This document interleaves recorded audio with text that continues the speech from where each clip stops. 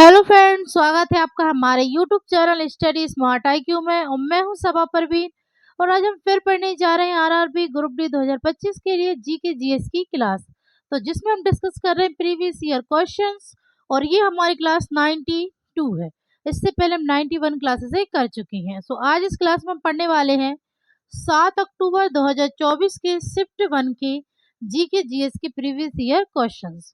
So I hope आपको ये video पसंद आती हो। और ऐसे ही वीडियो देखने के लिए हमारे चैनल को लाइक करें, शेयर करें, सब्सक्राइब करना ना भूलें। तो चलिए स्टार्ट करते हैं आज की क्लास। सो फर्स्ट है 1909 का भारतीय परिषद अधिनियम को डैश के रूप में भी जाना जाता है। साइमन कमीशन, भारत छोड़ो आंदोलन, चोरी चोरा घटना, मार्ले मिंटो सुधार। तो 1909 का भारतीय परिषद अधिनियम को किस रूप में जाना जाता है? तो इसे जाना जाता है मार्ले मिंटो सुधार के रूप में। ठीक है, राइट आंसर है ऑप्शन डी। फिर अब हम बात करें ऑप्शन में साइमन कमीशन, ये कब भारत आ रहे? तो 1928 में। फिर इसके बाद भारत छोड़ो आंदोलन ये कब हुआ? तो ये हुआ था 1942 में, महात्मा गांधी के नेतृत्व में। ठीक है, चोरी चोरा घटना ये कब हुई थी? तो ये हुई थी 1922 में। ओके, चलिए आगे बढ़ते हैं। तो नेक्स्ट है नंदा देवी बायोस्फीयर रिजर्व कहाँ स्थित है? यहाँ पे नंबरिंग गलत हो गई है, ठीक है ना, तो आप उसे करेक्ट कर लीजिएगा। तो नंदा देवी बायोस्फीयर रिजर्व ये कहाँ स्थित है? हिमाचल प्रदेश, उत्तराखंड, सिक्किम या लद्दाख? तो नंदा देवी बायोस्फीयर रिजर्व यह स्थित है उत्तराखंड में। ठीक है, राइट आंसर है ऑप्शन बी, उत्तराखंड। ओके, चलिए नेक्स्ट है बॉम जीसस का बेसिलिका, जो एक रोमन कैथोलिक बेसिलिका है, किस राज्य में स्थित है और यह यूनेस्को विश्व धरोहर स्थल है? मेघालय, आंध्र प्रदेश, गोवा या केरल? तो यह स्थित है गोवा में। ठीक है, राइट आंसर ऑप्शन सी। चलिए नेक्स्ट है कार्बन डाइऑक्साइड और ऑक्सीजन से कार्बन मोनोऑक्साइड का निर्माण किसका उदाहरण है? उदासीनीकरण अभिक्रिया, अपघटन अभिक्रिया, विस्थापन अभिक्रिया या संयोजन अभिक्रिया? तो यह उदाहरण है संयोजन अभिक्रिया का। ठीक है, राइट आंसर ऑप्शन डी। चलिए नेक्स्ट है निम्नलिखित में से किसका उपयोग पानी की स्थायी कठोरता को दूर करने के लिए किया जाता है? तो पानी की स्थायी कठोरता को दूर करने के लिए उपयोग किया जाता है Na2CO3 10H2O। Right answer option D. Okay, next है निम्नलिखित में से कौन सा अनुच्छेद राज्य की कार्यपालिका शक्तियों का निवेश राज्यपाल में करता है? तो कौन सा अनुच्छेद है राज्य की कार्यपालिक शक्तियों को निवेश राज्यपाल में करता है? अनुच्छेद 181, अनुच्छेद 154, अनुच्छेद 176 या अनुच्छेद 146? तो ये है अनुच्छेद 154। Right answer option B. Next है विद्युत मोटर में मोटर के आर्मेचर की भुजाओं पर कार्य करने वाले बल जो चुंबकीय क्षेत्र की दिशा के लंबवत हैं वे हैं परिमाण में समान और विपरीत दिशा में। Right answer option B. Okay, चलिए नेक्स्ट है जब किसी वस्तु को अवतल दर्पण के वक्रता केंद्र पर रखा जाता है तो बनने वाला प्रतिबिंब कैसा होता है? तो जब किसी वस्तु को अवतल दर्पण के वक्रता केंद्र पर रखा जाता है तो बनने वाला प्रतिबिंब वास्तविक और उल्टा होता है। ठीक है, वास्तविक और उल्टा। Right answer option B. Okay, next जब कोई छात्र दूध में कुछ बूंदे नींबू मिलाता है तो कौन सी अभिक्रिया होती है? अपक्षेपण अभिक्रिया, संयोजन अभिक्रिया, जल अपघटन या विस्थापन अभिक्रिया? तो जब छात्र दूध में कुछ बूंदे नींबू मिलाता है तो यह अपक्षेपण अभिक्रिया बनती है। राइट आंसर ऑप्शन ए, अपक्षेपण अभिक्रिया होती है। ओके, चलिए नेक्स्ट कोलाइडी कणों द्वारा प्रकाश के प्रकीर्णन की परिघटना डैश को उत्पन्न करती है? प्रकीर्णन, टिंडल प्रभाव, पूर्ण आंतरिक परावर्तन या प्रकाश का अपवर्तन? तो कोलाइडी कणों द्वारा प्रकाश के प्रकीर्णन की परिघटना को टिंडल प्रभाव को, ठीक है ना, राइट आंसर है ऑप्शन बी, टिंडल प्रभाव को उत्पन्न करती है। ओके, नेक्स्ट आप कैसे जान सकते हैं कि किसी व्यक्ति को 1 साल पहले HIV हुआ था? तो ये हम जान सकते हैं रक्त में एंटी HIV प्रतिरक्षी द्वारा। राइट आंसर है ऑप्शन ए। ओके, नेक्स्ट है विद्युत शक्ति का एसआई मात्रक, तो विद्युत शक्ति का एसआई मात्रक है watt. Right answer option B. Next है, कौन सी भारतीय राज्य रंगोली बिहू एक वसंत ऋतु का नाट्य सांस्कृतिक उत्सव मनाता है? त्रिपुरा, असम, पश्चिम बंगाल, मेघालय। तो कौन सा भारतीय राज्य रोंगाली बिहू एक वसंत ऋतु का नाट्य सांस्कृतिक उत्सव मनाता है? तो ये मनाता है Assam. Right answer option B. Okay, चलिए नेक्स्ट है, निम्नलिखित में से कौन वन संसाधनों के सतत प्रबंधन के कारण बन सकता है? तो पहला है वनों के विकास की दर के आधार पर लकड़ी की कटाई को समायोजित करना। दूसरा है मानव और उनके पशुओं के लिए वनों को सीमित करना। वन को लॉगिंग से बचने के लिए। फिर है सफारी पर्यटकों से प्राप्त धन का उपयोग करना। फिर है पेड़ों की वृद्धि को बढ़ाने के लिए उर्वरक और विकास प्रोत्साहक का उपयोग करना। तो जो इसमें वन संसाधनों के सतत प्रबंधन का कारण बन सकता है वो है वनों के विकास की दर के आधार पर लकड़ी की कटाई को समायोजित करना। ओके, चलिए नेक्स्ट है, स्तंभों का मिलान कीजिए समूह 1 को समूह 2 से। ठोस अपशिष्ट, तो ठोस अपशिष्ट का होगा खुला डंपिंग। फिर जैविक अपशिष्ट, तो ये होगा कंपोस्टिंग। और अस्पताल अपशिष्ट, ये होगा भस्मीकरण। तो फर्स्ट का बी, सेकंड का ए, थर्ड का सी। तो राइट आंसर है ऑप्शन 4। ओके, नेक्स्ट है, 1 मार्च 2022 को केंद्रीय शिक्षा राज्य मंत्री अन्नपूर्णा देवी द्वारा संपूर्ण भारत में कितने शिक्षकों को राष्ट्रीय सूचना संचार प्रौद्योगिकी पुरस्कार 2022 से सम्मानित किया गया था? 49, 79, 59 या 69। तो ये किया गया है 49 शिक्षकों को राष्ट्रीय सूचना और प्रौद्योगिकी पुरस्कार से सम्मानित किया गया था, ठीक है, 2022 में। चलिए नेक्स्ट है, वह रसीद जो सरकार पर किसी दावे को जन्म नहीं देती उसे डैश के रूप में जाना जाता है? दावा रसीद, राजस्व रसीद, वापसी योग्य रसीद या पूंजीगत रसीद।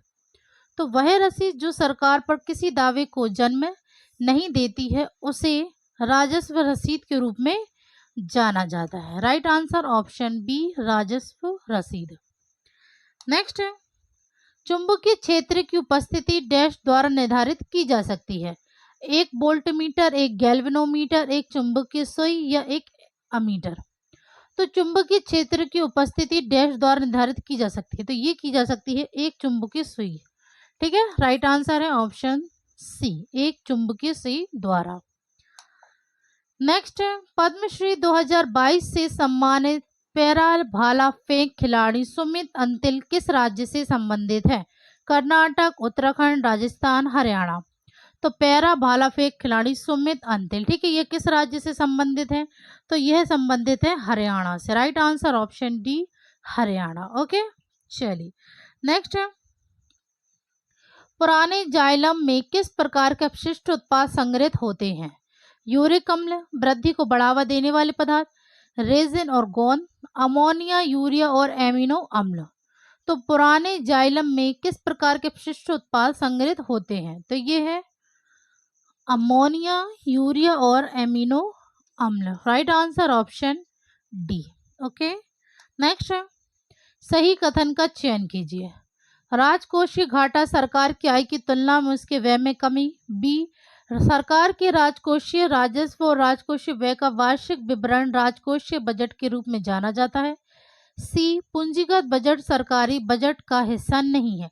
डी, सरकार द्वारा ब्याज, शुल्क और लाभांश के रूप में एकत्र की गई राशि को कर राजस्व प्राप्ति के रूप में जाना जाता है।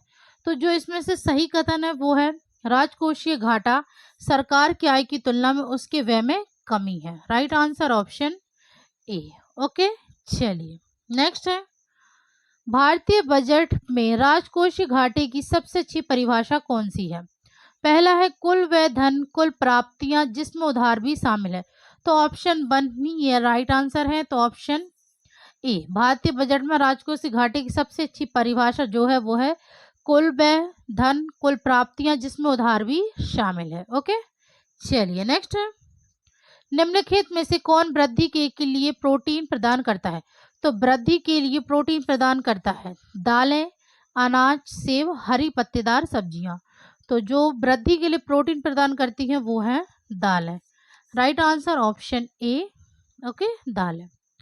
नेक्स्ट है, निम्नलिखित में से कौन सा जीव अपने शरीर के बाहर भोजन सामग्री को तोड़ता है और फिर पचे हुए भोजन को अवशोषित करता है? अमीबा, हिरण, जू या मशरूम? तो इनमें से कौन सा जीव अपने शरीर के बाहर भोजन सामग्री को तोड़ता है और फिर पचे हुए भोजन को अवशोषित करता है? तो ये है mushroom. Right answer option D. Okay, चलिए नेक्स्ट है, निम्नलिखित में से कौन मौलाना आजाद राष्ट्रीय उर्दू विश्वविद्यालय के प्रथम कुलपति थे? Professor Mohammad Shamim Jairajpuri, doctor Mohammad Aslam Parvez, professor Abdul Jalil Khan M Pathan और प्रोफेसर मोहम्मद मियाँ। तो इनमें से कौन मौलाना आजाद राष्ट्रीय उर्दू विश्वविद्यालय के प्रथम कुलपति थे? तो ये थे professor Mohammad Shamim Jairajpuri. Right answer option A. Okay, next है, निम्नलिखित में से कौन सा संविधान अधिनियम शहरी स्थानीय निकायों की संरचना और जनादेश के लिए एक सामान्य ढांचा प्रदान करने का प्रयास करता है ताकि वे स्थानीय स्वशासन की प्रभावी लोकतांत्रिक इकाइयों के रूप में कार्य कर सके? तो ये है 74वां संविधान संशोधन अधिनियम 1992। ठीक है, राइट आंसर ऑप्शन बी, 74वां संशोधन अधिनियम 1992। ओके, चलिए नेक्स्ट है, अहमदाबाद नगर परिवहन सेवा भारत की सबसे बड़ी नगर परिवहन सेवा है जो स्थानीय आवागमन के लिए आरटीए ने जनवरी डैश में अहमदाबाद नगर पालिका को बस सेवा के लिए 29 मार्गों तक प्रबंधन करने की अनुमति जारी की थी। 1952, 1947, 1950, 1941। तो आरटीए ने जनवरी 1947। ठीक है, राइट आंसर ऑप्शन बी, 1947 में अहमदाबाद नगर पालिका को बस सेवा के लिए 29 मार्गों का प्रबंधन करने की अनुमति जारी की थी। ओके, चलिए नेक्स्ट है, निम्नलिखित में से कौन सी योजना या पहल युवा कार्यक्रम और खेल मंत्रालय द्वारा संचालित नहीं है? राष्ट्रीय खेल विकास कोष, श्यामा प्रसाद मुखर्जी राष्ट्रीय खेल कल्याण कोष, खेलो इंडिया योजना और राष्ट्रीय खेल पुरस्कार। तो इनमें से जो योजना या पहल युवा कार्यक्रम और खेल मंत्रालय द्वारा संचालित नहीं है वो है श्यामा प्रसाद मुखर्जी राष्ट्रीय खेल कल्याण कोष। Right answer option B. Okay, next है, कृत्रिम बुद्धिमत्ता में उत्कृष्टता केंद्र किस संगठन की पहल है? तो कृत्रिम बुद्धिमत्ता में उत्कृष्टता केंद्र संगठन की पहल, तो ये है राष्ट्रीय सूचना विज्ञान केंद्र संगठन की एक पहल है। Right answer option C. Next है, एक या एक से अधिक द्विबंध वाले असंतृप्त हाइड्रोकार्बन को डैश के रूप में जाना जाता है? कीटोन, एल्कीन, अम्ल या एल्केन? तो एक या एक से अधिक द्विबंध वाले असंतृप्त हाइड्रोकार्बन को एल्कीन के रूप में जाना जाता है। Right answer option B, alkyne. Okay, next है, अमीबा और पैरामीशिया में भोजन ग्रहण करने में मूल अंतर क्या है? अमीबा अपने पूरे शरीर कोशिका पृष्ठ से भोजन ग्रहण कर सकता है जबकि पैरामीशियम केवल एक विशिष्ट स्थान से। बी, अमीबा एक विशेष स्थान से भोजन ग्रहण करता है जबकि पैरामीशियम 2 स्थानों से ग्रहण कर सकता है। सी है, अमीबा अपने पूरे कोशिका पृष्ठ से भोजन ग्रहण कर सकता है और पैरामीशियम अपनी कोशिका के पृष्ठ पर 4 स्थानों से। डी है, दोनों अपने पूरी कोशिका पृष्ठ से भोजन ग्रहण कर सकते हैं। तो जो इसमें राइट आंसर होगा कि अमीबा और पैरामीशियम में भोजन ग्रहण करने मूल अंतर, तो वो है ऑप्शन 1 यानी कि ए। राइट आंसर ए है कि अमीबा अपने पूरे कोशिका पृष्ठ में भोजन ग्रहण कर सकता है जबकि पैरामीशियम केवल एक विशिष्ट स्थान से। ओके, तो राइट आंसर है ऑप्शन ए। नेक्स्ट है, 7 मार्च 2022 को शुरू किए गए कन्या शिक्षा प्रवेश उत्सव नामक विशेष अभियान 11 से 14 वर्ष की आयु वर्ग की स्कूल से बाहर रह गई किशोरी लड़कियों को फिर से नामांकित करने के लिए किस मंत्रालय ने शुरू किया? तो ये किया है महिला एवं बाल विकास मंत्रालय ने। राइट आंसर ऑप्शन बी, महिला एवं बाल विकास मंत्रालय। ओके, चलिए नेक्स्ट है, नर्मदा और नैरबुड्डा मध्य भारत की एक नदी है जो डैश राज्य में अरब सागर में मिलती है, गुजरात, कर्नाटक, राजस्थान या महाराष्ट्र। तो नर्मदा या नैरबुड्डा मध्य भारत की एक नदी है जो कि गुजरात, ठीक है, राइट आंसर है ऑप्शन ए, गुजरात राज्य में अरब सागर में मिलती है। ओके, नेक्स्ट है, भारतीय संविधान के अनुच्छेद में से किस अनुच्छेद में कहा गया है कि 14 वर्ष से कम आयु के किसी भी बच्चे को किसी कारखाने या खदान में काम करने के लिए नियोजित नहीं किया जाएगा या किसी अन्य खतरनाक रोजगार में नहीं लिया जाएगा। तो किस अनुच्छेद में ये कहा गया है? अनुच्छेद 25, अनुच्छेद 27, अनुच्छेद 24, अनुच्छेद 26 में। तो ये कहा गया है अनुच्छेद 24 में। राइट आंसर है ऑप्शन सी। ओके, चलिए नेक्स्ट है, निम्नलिखित में से कौन सा यौगिक क्लोरीन के साथ अभिक्रिया करके ब्लीचिंग पाउडर बनाता है? क्विकलाइम, कैल्शियम कार्बोनेट, बुझा हुआ चूना, कैल्शियम बाइकार्बोनेट। तो कौन सा यौगिक क्लोरीन के साथ अभिक्रिया करके ब्लीचिंग पाउडर बनाता है? तो ब्लीचिंग पाउडर बनाता है तो ये है बुझा हुआ चूना। राइट आंसर है ऑप्शन सी, बुझा हुआ चूना। नेक्स्ट है, भारतीय संविधान में मौलिक कर्तव्यों को किस संशोधन द्वारा जोड़ा गया था? तो भारतीय संविधान में मौलिक कर्तव्यों को 42वें संशोधन द्वारा जोड़ा गया था। और कितने मौलिक कर्तव्य जोड़े गए थे? तो 1972 में स्वर्ण सिंह समिति की सिफारिशों पर, ठीक है, स्वर्ण सिंह समिति की सिफारिशों पर 10 मौलिक कर्तव्य जोड़े गए थे, ठीक है ना, 10 मौलिक कर्तव्य जोड़े गए थे। लेकिन बाद में